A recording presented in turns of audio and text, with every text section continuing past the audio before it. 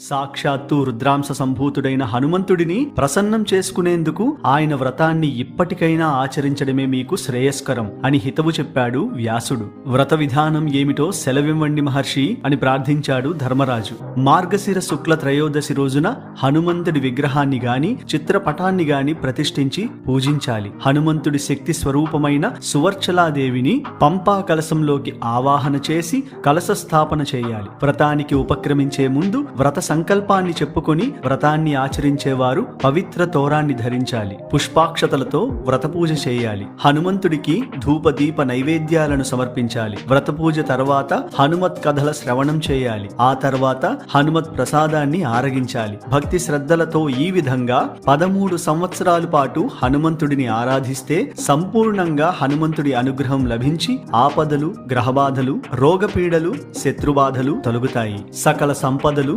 సుఖశాంతులు దక్కుతాయి అని వివరించాడు వ్యాస మహర్షి.